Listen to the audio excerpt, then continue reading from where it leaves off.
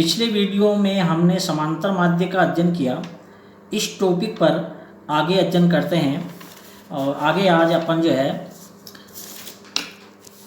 एक सवाल लेते हैं।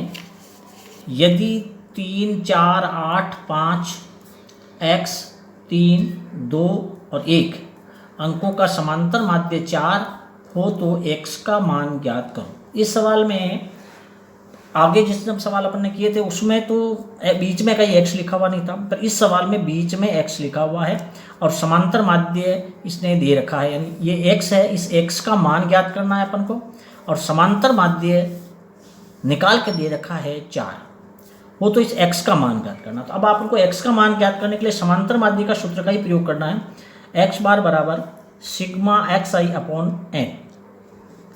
x bar is equal to, अब इन सबको अपन को क्या करना है, समांतर माध्य के सबको जोड़ना होता है।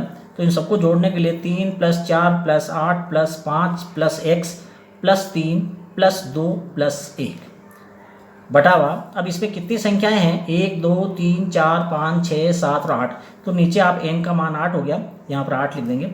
अब आपको यहाँ पर जोड़ना है, तो जोड़ने में अपन को इस बात का ध्यान रखना है कि संख्या को जोड़ना है, x को उसके अंदर शामिल नहीं करना। x अलग रहेगा और संख्याएं आपकी अलग रहेगी। तो 3 4 8 5 3 2 और 1 इन सभी संख्याओं को जोड़ेंगे अपन। तो 7 और 8 15 और 5 20 20 और 3 23 23 और 2 25 25 1 26।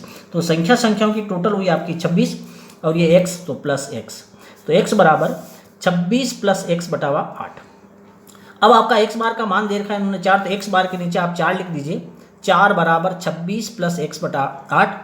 अब यहाँ पर अपन को क्या करना है कि x का मान निकालने के लिए जैसे आप चाहें तो इसके नीचे 1 लिख सकते हैं जैसे, और इसको वज्र गुणा करना। वज्र गुणा का मतलब क्रॉस मल्टीप्लाई, यानी 4 को आपको 8 से गुणा करना और 1 को आपको 26 + 1 से गुणा करना है। तो 1 को आप 26 से गुणा करेंगे जब तो 26 आएगा, 1 को आप 1 से गुणा करेंगे तो x आएगा, फिर आप बीच में बराबर लगा दीजिए।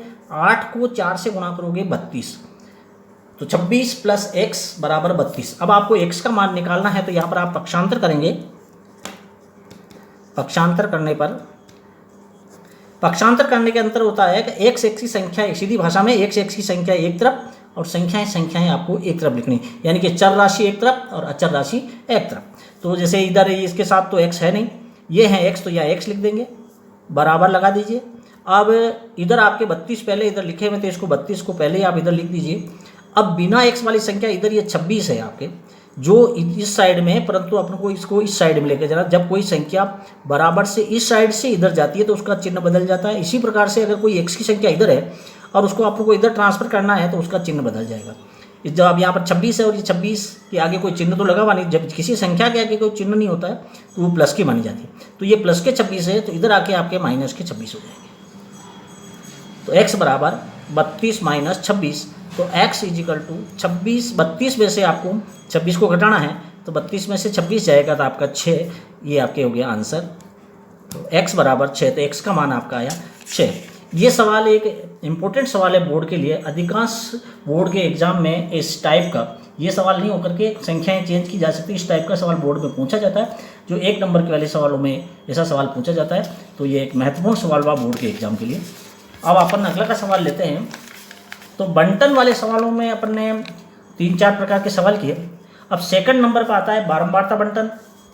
तो बारंबारता बंटन के अंदर किस प्रकार का सवाल होता है, जैसे इस प्रकार का सवाल आता है आपके, निम्न बारंबारता बंटन का समांतर माध्य ज्ञात कीजिए।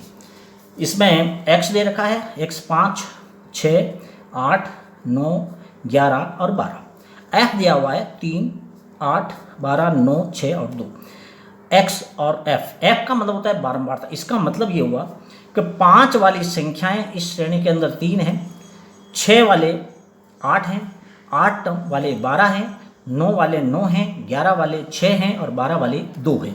अब ये अलग अलग माप हो सकते हैं, जैसे मान लो कि जैसे इतने लड़के हैं उनका भार ये है, या कोई अन्य चीज़ हो सकती है जिनकी संख्या इतनी बताई गई है। अब इन सवालों का समांतर माध्य कैसे निकाला जाता है, तो पहले आप क्या करेंगे, इस प्रकार से एक सारणी बना लेंगे।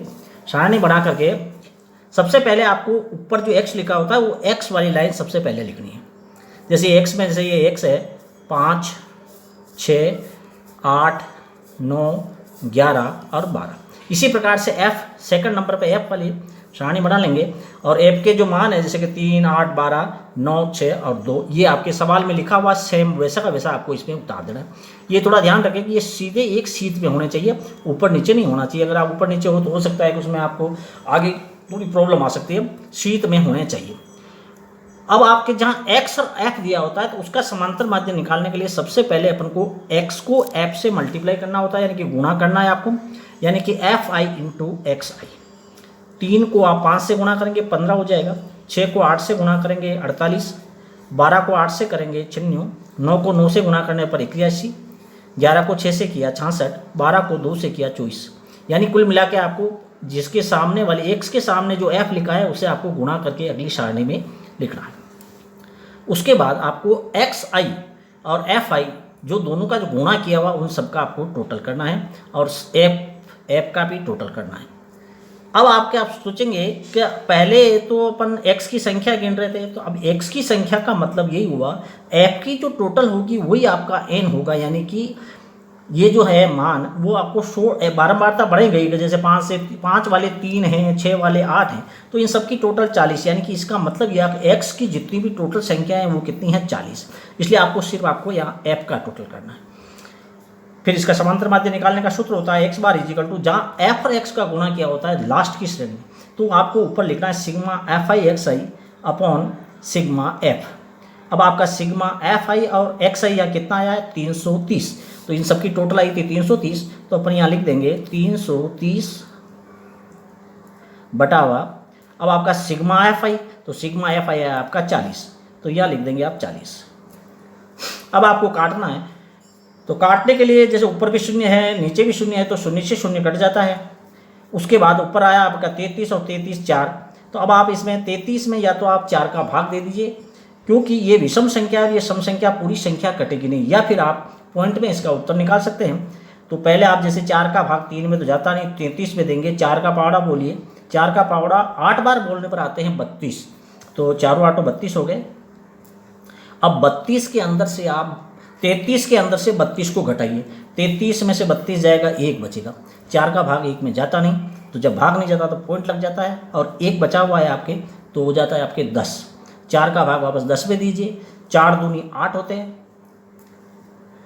अब आपके 10 में से 8 घटाओगे आप, तो आपके पास बचेगा कितना 2, फिर हो जाएंगे 20, तो 4 का भाग 20 पे देंगे तो 4 पंजो 20, यानी कि 8.25 आपका समांतर माध्य आएगा। तो x बार इजिकल टू 8.25।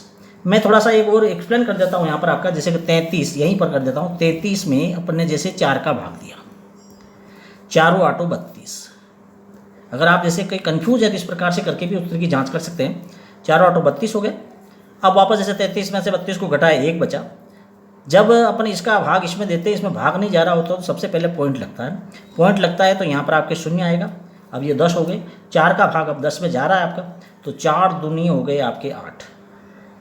अब 10 में से आप 8 घटा दीजिए, 2 बच गए। अब 4 का भाग वापस 2 में जाता नहीं है, पॉइंट आप लगा चुके। जब एक बार पॉइंट लगाने के बाद अगर नीचे संख्या बचती रहती है तो आपको शून्य लगाते हुए जाना, जिसे बोलते हैं अपन सीधी भाषा में भाग टूट की शून्य लगती है। तो यानी कि भाग टूट गया, यहाँ पर आप शून्य लगा देंगे। यानी कि पॉइंट लगने के बाद जब भी संख्या बचती जाए तो आप शून्य लगाकर भाग को आगे बढ़ा सकते हैं। फिर 4 का भाग आप 20 में देंगे तो 4 पंजे 20, ये 20 हो गए। एक बात इस प्रश्नावली में ध्यान रखने की है कि इसमें बराबर भाग चला गया आपके, इसलिए 8.25 है। बाई चांस अगर भाग बराबर नहीं जा रहा हो तो आपको लगभग पॉइंट के बाद 3 संख्याओं तक आंसर निकालने हैं, 2 संख्या तक रुकना नहीं है। इसमें बराबर भाग चला जाए तो आप रुक जाइए, ये पर नहीं जाता है तो आपको 3 संख्या तक निकालना। तो इसके आंसर आपके समांतर माध्य हुए आपके 8.25। तो ये हुआ आपका बारंबारता का एक सवाल, जिसमें बारंबारता का मतलब जब x और f दोनों देर का होता है तो समांतर माध्य के अंदर आपको सबसे पहले f को x से गुणा करना है, जो सामने लिखी हुई संख्या हो उनका। गुणा करने के बाद f और x दोनों का टोटल करना है और f का भी टोटल करना है। सिग्मा एफ आई एक्स आई के अंदर सिग्मा f का भाग देना है, यानी कि एफ आई और एक्स आई की जो टोटल होती है उसके अंदर f के टोटल का भाग दे दीजिए। भाग देने पर जो आंसर होता है वो आपका समांतर माध्य होगा। ये है वो आपका बारंबारता बंटर का एक सवाल। एक सवाल इसका और लेते हैं अपन, ताकि आपके समझने में आसानी हो जाएगी। जैसे कि निम्न बारंबारता विवरण का समांतर माध्य ज्ञात कीजिए। ये सवाल एक थोड़ा पॉइंट में लिया मैंने, ताकि क्या कि पॉइंट के सवाल भी आ जाए तो आपको किस प्रकार से इसको एक्सप्लेन किया जाए। इसमें भी एक्स और एफ दे रखा है, तरीका वही है। एक्स वाली सारणी में एक्स वाली जो भी संख्या है वो सारणी बना करके एक्स के नीचे सारी संख्याएं उतार लीजिए। इसी प्रकार से एफ, सेकंड नंबर पर एफ की सारणी बना लीजिए और फिर आप जो है एफ वाली जो भी संख्या है वो जस्ट उनके सामने लिख दीजिए। अब यहाँ थोड़ा गुणा करने में जैसे कोई पॉइंट नहीं होता है तो गुणा आसानी से हो जाता है, पर पॉइंट वाले सवालों में थोड़ा गुणा करने में या पॉइंट लगाने में गलती हो जाती है अक्सर कर, तो आप उसका विशेष ध्यान रखें। पहले पॉइंट नहीं लगाएं, आपको क्या करना है, दोनों संख्याओं का गुणा कर लेना है। जैसे 15 को 4 से गुणा किया, 15 चौको 60, आप 60 लिख दीजिए पहले। 60 लिखने के बाद आप क्या कीजिए, इस संख्या में तो कोई पॉइंट है नहीं और इसमें पॉइंट है, हो सकता है दोनों संख्याओं में भी पॉइंट हो, तो आपको दोनों संख्या के पॉइंट को गिना जाता है। इसमें पॉइंट नहीं है, रहने दीजिए, इसमें पॉइंट है। अब ये पॉइंट कितनी संख्या, पॉइंट के बाद कितनी संख्या, एक संख्या, तो जो भी आंसर आया उसमें एक संख्या के बाद पॉइंट लगा दीजिए, तो आपकी गलती होने की संभावना बहुत कम हो जाएगी। अब जैसे मान लो पहले अब यहाँ आया 2.0 और 5, आपको यहाँ 20 है, जैसे पॉइंट को भूल जाइए आप, जैसे 20 वही 20 को 5 से गुणा करने पर आता 100, आप पहले 100 लिख दीजिए, 100 लिख दिए। अब आपको वापस लगाना पॉइंट, अब आपको देखना यहाँ तो पॉइंट है नहीं, यहाँ पॉइंट है, एक संख्या के बाद पॉइंट एक संख्या है, तो यहाँ पर भी एक संख्या के बाद पॉइंट लगा दीजिए।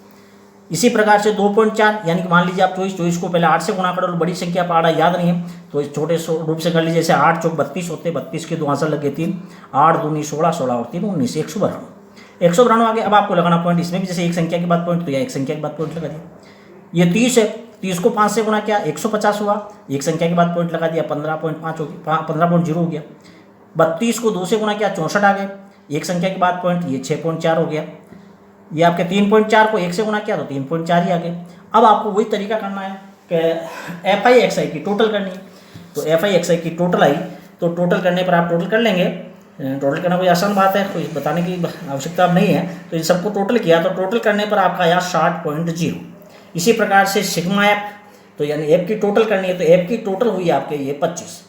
अब आपको निकालना समांतर माध्य, समांतर माध्य निकालने का सूत्र है आपका sigma F I X I upon sigma F I. अब आपके X bar is equal to sigma F I X I कितना है आपके 60.0, तो यहाँ 60 ही लिख दें क्योंकि पॉइंट के बाद 0 होता है तो फिर उसका कोई मान नहीं होता है, तो आप खाली 60 लिख सकते हैं। इसके बटावा यहाँ 25 है तो यहाँ 25 लिख दीजिए।